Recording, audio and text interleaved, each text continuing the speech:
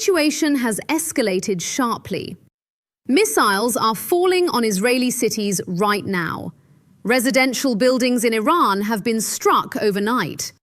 A Trump deadline that could ignite a catastrophic new phase of this war expires tonight, and Iran is threatening to bring chaos to a second global maritime choke point. We are going to break all of this down for you right now. Let us begin with the most urgent news confirmed in the last few hours. Iran has launched multiple waves of missile attacks on northern Israel. The city of Haifa has been hit repeatedly since early this morning. Israel's Channel 12 broadcaster reported that Iran launched 10 missiles in 3 separate waves. One of those missiles carried a fragmented warhead. Iranian emergency footage shows active fires and bombed-out cars in residential neighborhoods. Israeli emergency responders from Magen David Adom and Fire and Rescue were called to several reported missile impact sites across Haifa. At least 4 people were slightly injured in Haifa, including 2 children. This comes just hours after Sunday's strike on a 7-story residential building in Haifa. 2 people were killed after that Iranian strike on the residential building in Haifa. Emergency workers this morning are still searching the rubble for 2 more missing persons. In central Israel, another Iranian ballistic missile carrying a cluster bomb warhead caused further casualties. Magen David Adom confirmed treating a 34-year-old woman struck by fragments in Petah Tikva, taken to hospital in serious condition. In Tel Aviv, a man in his 30s was lightly hurt by glass shards. The Iranian missile carried a cluster bomb warhead, spreading bomblets over a wide area. Sirens continue sounding across northern Israel, giving civilians seconds to reach shelters. Now let us turn to what is happening inside Iran. At least 13 people were killed in a US-Israeli attack on 2 residential buildings in Baharistan County, a densely populated area southwest of Tehran. The dead included 6 children. Neither Israel nor the United States immediately claimed responsibility for the Baharistan strike. The IDF issued a brief statement saying it had conducted a wave of strikes on targets in Tehran. The Iranian Red Crescent Society posted footage to Telegram showing rescue crews digging through rubble at what they described as a residential airstrike site in Tehran. The humanitarian toll inside Iran grows more devastating by the day.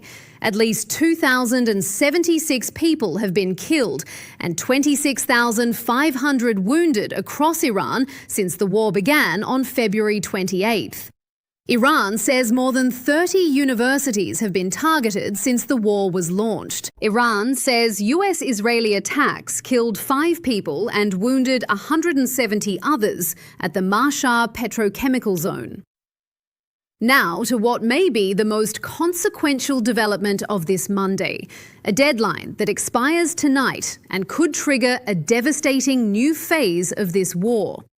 President Donald Trump appeared to set a new deadline for Iran to fully reopen the Strait of Hormuz, writing on social media, Tuesday, 8 p.m. Eastern Time.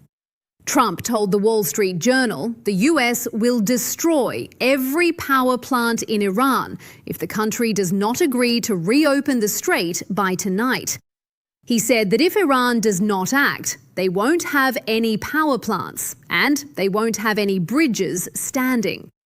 Trump also posted a profanity-laced message warning of attacks on power plants and other infrastructure if Tehran does not lift its effective blockade on the vital waterway. Targeting civilian infrastructure could be considered a war crime under international law. Multiple human rights organizations and United Nations officials have already said so. Tehran's response was swift. Senior Iranian officials issued their own threats and said the strait will remain blocked until Iran receives payment for war damages. Iranian officials dismissed Trump's ultimatum and condemned his latest threats as incitement to war crimes. The IRGC Naval Command posted on social media that the Strait of Hormuz will never return to its former state, especially for the US and Israel. The IRGC said it is completing operational preparations for a new Persian Gulf order. Iran is now threatening to expand the crisis beyond Hormuz. Ali Akbar Velayati, an advisor to Iran's supreme leader, warned that the unified command of the resistance views the Bab al-Mandeb Strait as equally strategic as the Strait of Hormuz. That is a second global choke point, the gateway to the Red Sea. If Iran moves there, global trade faces an even deeper crisis. Now let us talk about what is happening in Lebanon right now. 4 people were killed in an Israeli attack on the town of Kfar Ruman in Lebanon this morning. Lebanon's defense ministry said the attack hit a car in the town. Doctors Without Borders condemned an Israeli strike in Beirut's Jnah neighborhood, saying it hit a densely populated residential area only meters from Rafiq Hariri Public Hospital. The strike killed 4 people and wounded 39, with no warning issued. As of Sunday, more than 1,460 people have been killed in Lebanon since the war began, according to the Lebanese Health Ministry. The Lebanese government has officially banned Hezbollah's military activities, but rockets from Lebanon continue to fall on northern Israel this morning. Now to the dramatic rescue story that President Trump will address today. Trump will hold a news conference at 1 p.m. Eastern today on the rescue of the F-15 crew member whose jet was downed over Iran. The massive rescue effort involved hundreds of American military and intelligence personnel, including Special Operations Forces and CIA operatives, who mounted a deception campaign to throw off potential Iranian captors. The US airmen shot down over Iran evaded capture for more than a day, hiding alone and scaling rugged terrain. Israeli Prime Minister Benjamin Netanyahu said he spoke with Trump, congratulating him for the perfectly executed American mission to rescue the airmen. Netanyahu said he was deeply proud that Israel could contribute to saving a brave American warrior. Newly released satellite imagery from Airbus shows dozens of craters along roads in the area where the airman was extracted in central Isfahan province. Now let us look at what is happening to the Gulf Arab states. 2 Kuwaiti power and water desalination plants were damaged by a drone attack from Iran, causing the shutdown of 2 electricity generating units. The Kuwait Petroleum Corporation reported significant material losses after Iranian drone attacks on several of its facilities. Kuwait and the United Arab Emirates both activated their air defense systems to intercept incoming Iranian missiles and drones. Iran is deliberately targeting the economic infrastructure of America's Gulf partners. The goal is to fracture the regional coalition supporting this war. Now let us look at the diplomatic picture. Behind the scenes, sources say Oman has held talks with Iran about the Strait of Hormuz, while Pakistan and Egypt have worked to keep communications open between Washington and Tehran. Washington and Tehran are reportedly in mediated talks for a 45-day truce, but chances for a deal are described as slim. Iran publicly denies any talks are happening and calls Trump deceitful, but back-channel contacts are continuing through multiple mediators.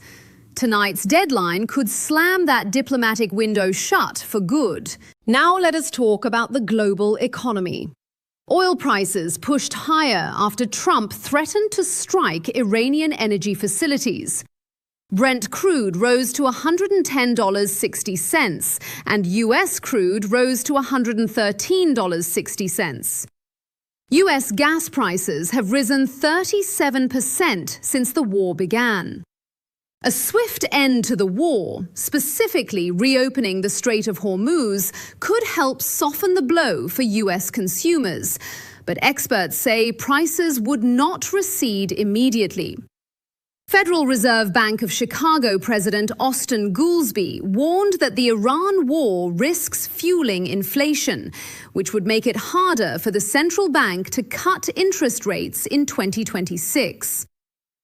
Airlines worldwide are in crisis.